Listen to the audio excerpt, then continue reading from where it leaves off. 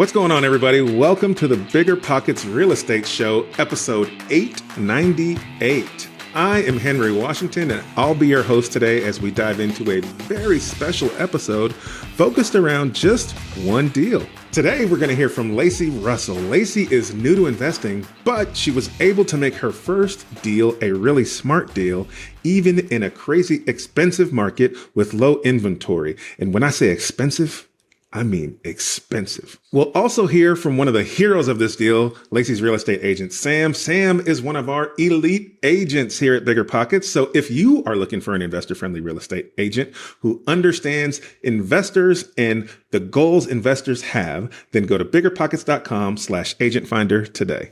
Lacey, can you give us some context on your investment priorities and what are you hoping to achieve with this deal? Yeah, this was after buying, a myriad amount of books that you guys have, Wealth Without Cash, right? For investment books, Rich Dad, Poor Dad. I'd gone through like the first phase of just trying to educate myself. And then I went through the website to try and find an agent. And what I was hoping to find when I was looking for an agent was somebody that could also be, in a way, a mentor or somebody that would have advice in terms of real estate investments, right? Because I was incredibly green myself.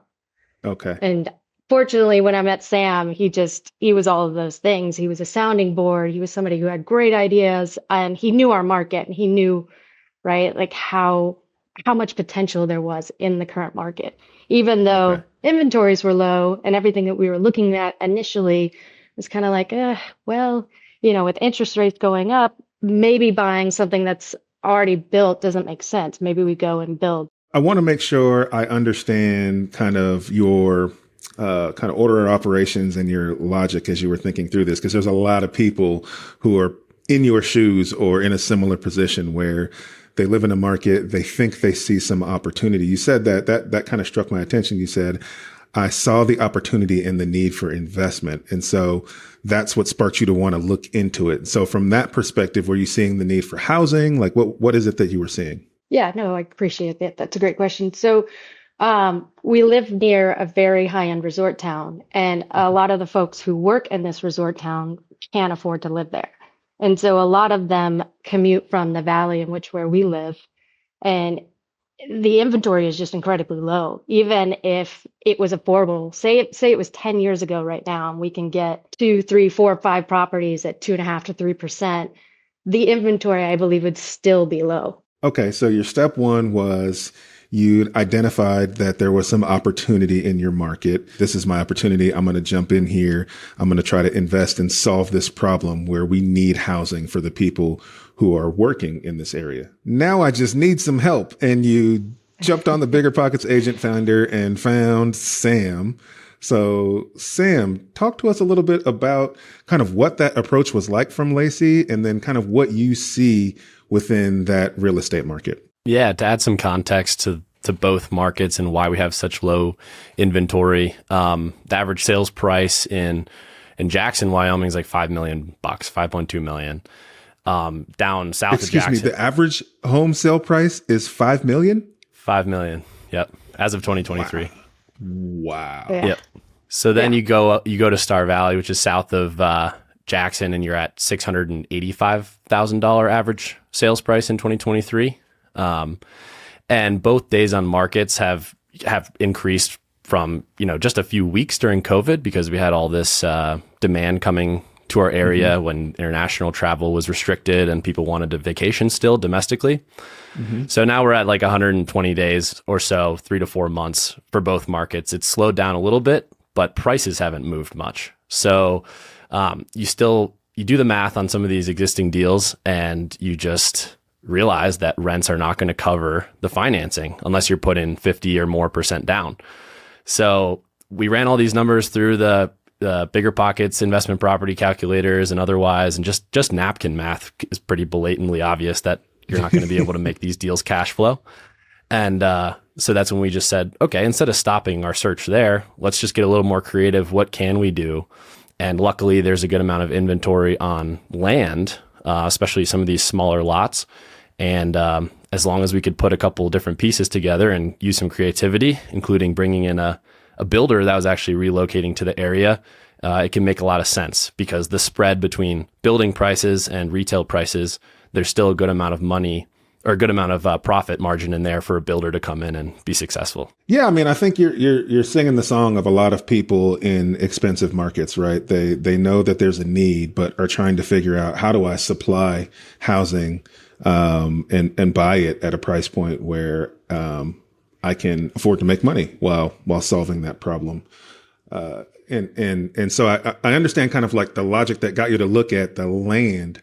Is that something that kind of happened pretty quickly, or did you guys start looking at existing homes and touring properties before you kind of made that decision or transition? Yeah. And so maybe I'll back up. So when Sam and I met for the first time for lunch, and we talked about strategy, if you will, I moved up at the height of COVID, right before prices skyrocketed. So I wanted to leverage some of the equity that I have in the current home that we've flipped to a point where it's almost done. And so that will eventually become a buy and hold, and we'll rent that out. If we don't take the equity, it would cash flow beautifully. I mean, to the tune of maybe like $500 to $1,000 per month.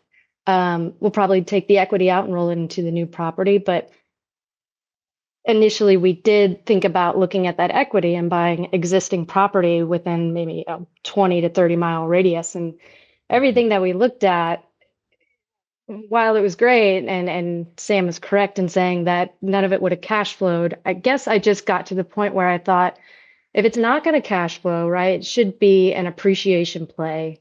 And there's another home, it's where we bought the lot is on a golf course. And there's another home that I heard another realtor say that it's on the golf course and it's rented out 365 days a year. And I thought, well, if anything were to ever happen with my W-2 job where I had to relocate, I know that if we leave this residence, it would be fine in terms of a midterm or short-term rental. Okay, so to recap, you decided that the numbers weren't working. You weren't finding anything or seeing anything that was going to meet your financial needs, but you didn't just quit. You didn't just say, oh, well, I can't invest here.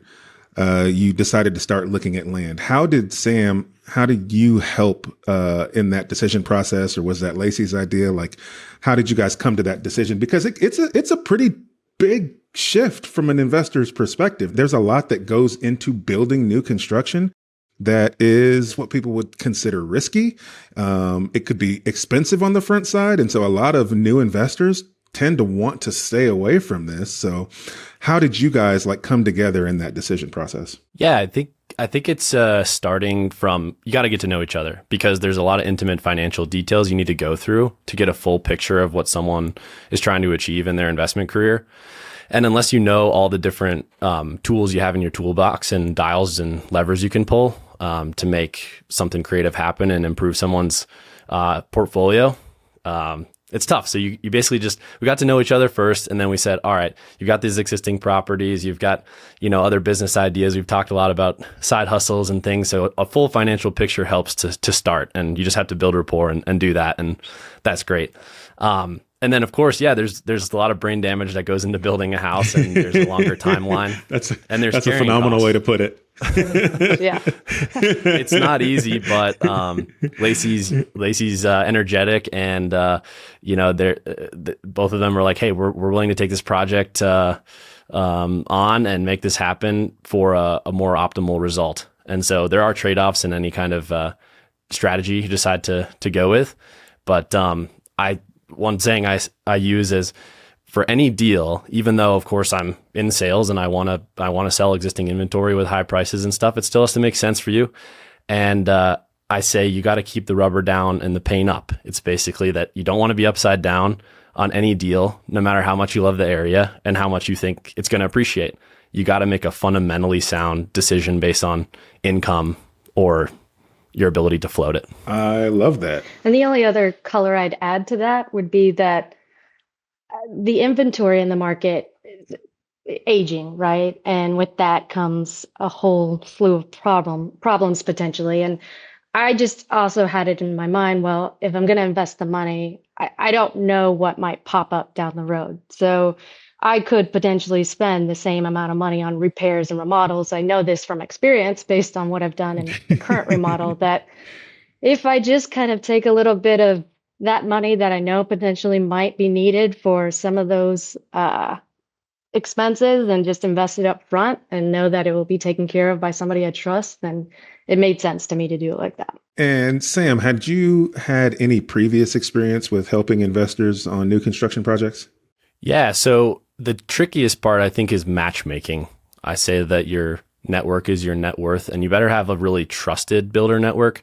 So Dylan was one of the first people that I've really put through a couple tests, if you will, like smaller renovation projects and additions, and just making sure that he had good communication and was reliable. And that would be, he would actually be up for this project and was a good guy. And yeah, I think that's important. So Yep. I had sold a lot of other pieces of land, but had not found comfort with a builder because a lot of them are just in it for the money, and they're like, we're just going to go build spec homes or retail stuff and make the most amount of money. But luckily, Dylan was a good fit because he is trying to build his business in the Valley and is new. So he's willing to, not go all the way to retail prices, make sure it's a win-win for both his client and him. What I enjoy about this story and this deal so far is you are finding a way to invest where you live. A lot of people think it's too expensive and I just can't do it. And instead of being discouraged when you couldn't make the numbers work on something that was existing, you've pivoted to a strategy where you feel like you can make the numbers work. And that does bring in risk, but I think bringing in partners like Sam and the builders that you brought in who have the experience that you can lean on allows you to be able to ease into new ventures like this. And I commend you for kind of how you've gone about this process, because I tell people all the time, you can absolutely invest in any market. There is a way to invest in almost any market, but you've got to be an expert in your market or work with an expert in your market and partner with people who have the experience that you lack. And so congratulations. All right. So you've now decided you're going to do this new construction project. Tell us about this project. What are the numbers? The lot was originally listed for $89,900. It was reduced in price to $80,900. And then we were able to negotiate $5,900 off for a closing price of $75,000. Okay. Bought a piece of land for $75,000. How big of a piece of land is this? 0.6 acres, just shy of that. The plan is to develop roughly 2,500 to 2,800 square foot home, 4-bedroom, 3-bath approximately, with a goal of spending somewhere between $750,000 to $850,000. Mm-hmm. Based on what we're seeing in the market already. I noticed a few properties just around the corner that were of a similar size, and they were remodeled, a little gussied up, if you will, but not completely gutted. No new kitchens, no new bathrooms, just some paint and trim. And those, I think, already appreciated $100,000 to $200,000. Okay. So is the goal to build this new construction single family and sell it, or build it and rent it? The goal will be long-term to do short-term and mid-term rental Okay. as we continue to roll over and invest maybe in 1 to 2 to 3 more properties. Okay. Yeah, I was wondering because you said 25 to 2,800 square feet, and most people, when they're going to build a single family as a rental, typically go for something 3-bed, 2-bath, 1,500 square footish. So was the logic in doing a bigger home there because you're going to do a short-term rental and wanted to be able to provide more bedrooms and sleep more people? Yeah, exactly that. If it came down to a long-term rental, the family size, I would say, in our area tends to be on the larger side. I don't know if you disagree with that, Sam. So it's just it's the nature of the folks that live where we live. And I think it would be fair to say it could rent out a larger size family, no problem. If anything, I think we've got an inventory shortage on larger homes that are available for rent. Okay, so you're all in. It looks like, let's say if you take the worst case scenario, you build for 850, you paid $75,000 for the lot, you're all in at $925,000. What's the expectation of the value of that property once the construction is complete? Yeah, we've seen similar square footage, give or take on the lot size, a half acre bigger or so, but at 1.1 to 1.2 million.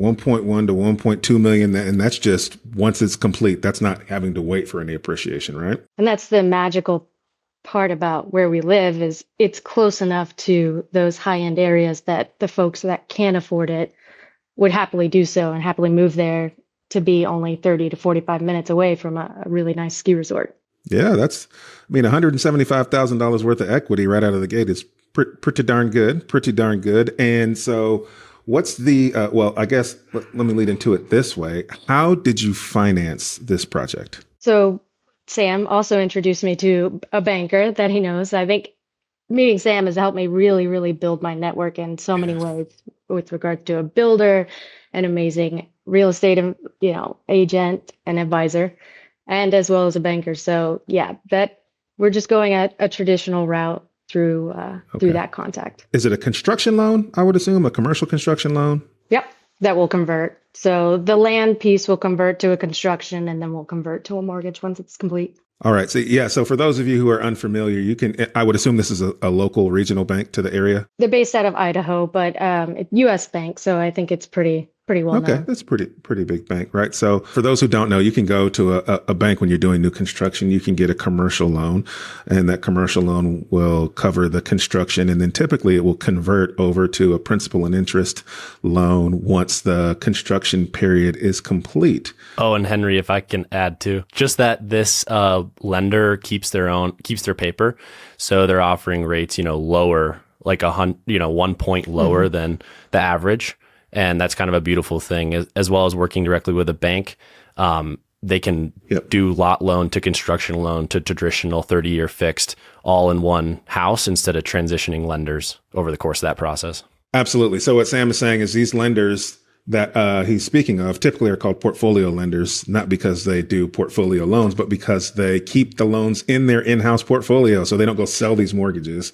That allows them to have some freedom sometimes with the rates and the terms, because all of these loans stay within the bank's portfolio. So you've got the loan and it'll convert over to a principal and interest. What's your expectations on cash flow for this property? Will it cash flow, or is this more of an appreciation play?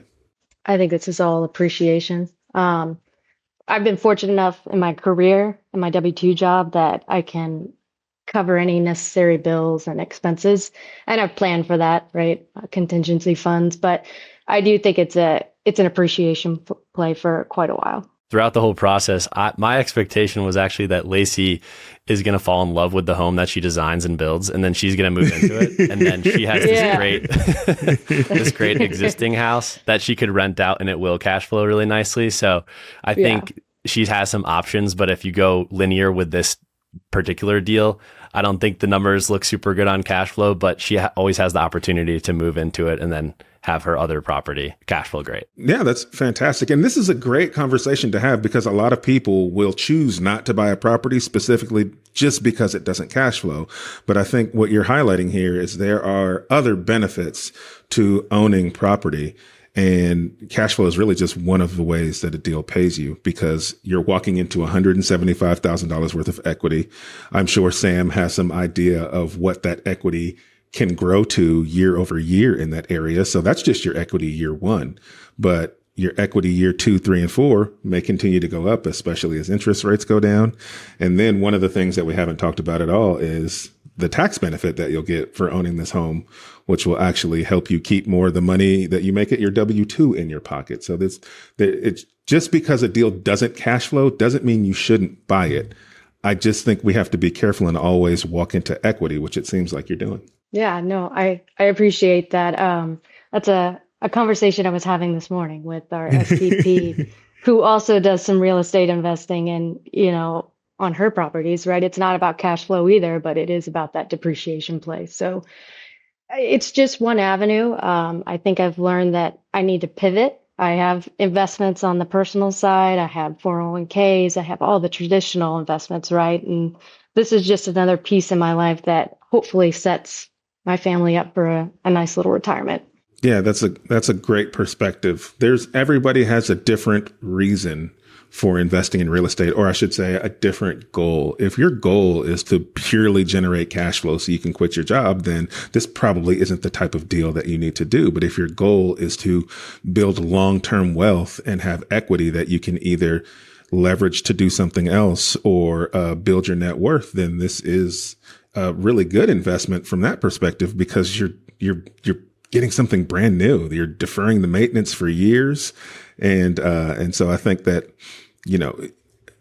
I don't want people to put investing all in one bucket. Like, I have to get cash flow or I have to get this. You really have to have your goals and then see what strategy meets your goals and helps you get there. And it looks like this is exactly the kind of deal that supports your financial situation. The only thing I'd love to say there, for anybody who is younger, especially any younger female, I know it sounds like they're big numbers, but I started small, right? I originally had a condo in Dallas that sat on for a few years and built equity there. And I got lucky when we first moved to the part of Wyoming that we're in.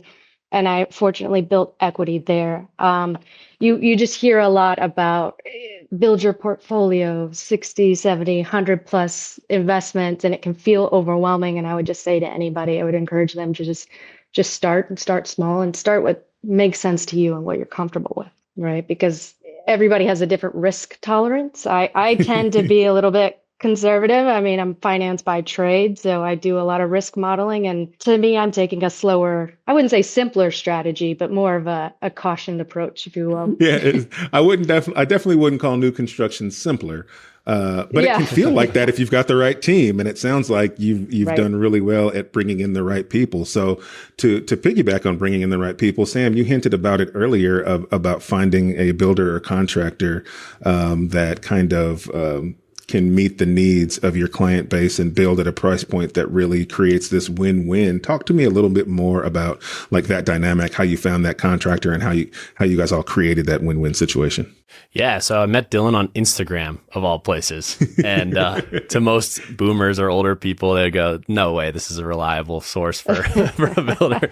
But Lacey and I met on BiggerPockets, and that's how the world works these days. So, yeah, I know a lot of local builders, and if you've been around the market for a while, you've seen this giant run up we've had in this area. But in the United States, in a larger sense, prices basically doubled in our area, and material prices did go up a lot too as supply chains went up. But they settled down. Plywood, lumber, all these things, they did come down a bit, and so this big spread exists. And the guys that have been building for a long time just said, "Well, we'll build you something, but we'll build at retail prices."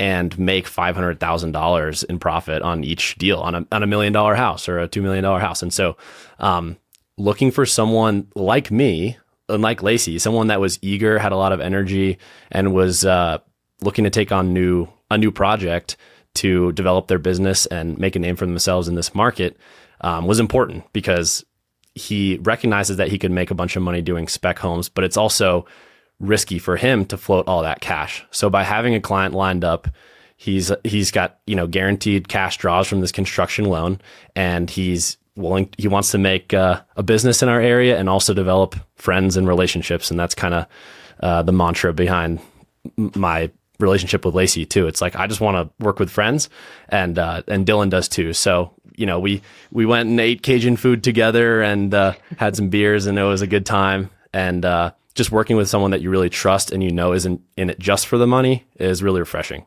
So to touch on the Cajuns thing, you're from Arkansas. My wife is from New Orleans, and after we kind of closed some deals, I took these guys to a Cajun food truck and had crawfish in Wyoming. It was quite the trip. to watch two grown men try to eat crawfish for the first time. It was amazing. Hey, I went and had seafood boil last night for dinner right here in the middle of Arkansas. You can do anything anywhere now. You can do anything anywhere for a different price, but yes. Yes, you will pay more for it when you're landlocked, but it's delicious. It's wonderful. Okay, so talk to us about this project. Where is it currently? When is it scheduled to break ground? Like, where are you at in the process of it all? So we closed last September. Another tricky thing about where we live is it snows 6 months of the year.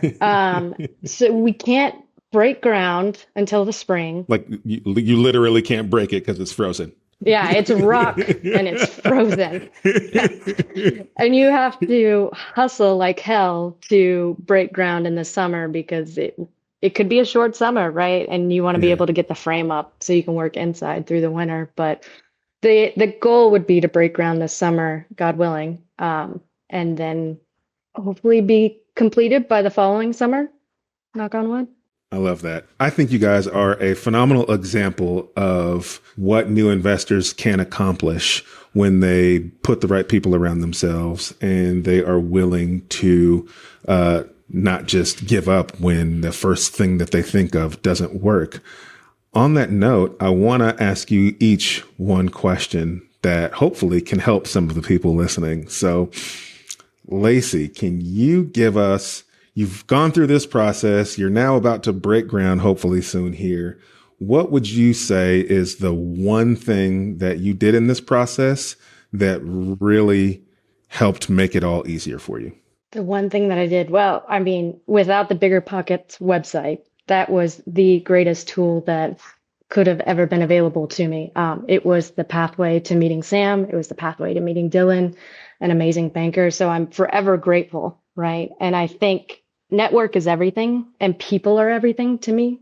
And as long as, you're honest, you take care of the people that you care about, and you're transparent, then I just feel like, sorry, I'm all about good energy and people just treating each other right. So I just think that when you put good out in the universe and you want others to succeed, like I want the world for Sam and I want the world for Dylan, then I think you naturally succeed on your own.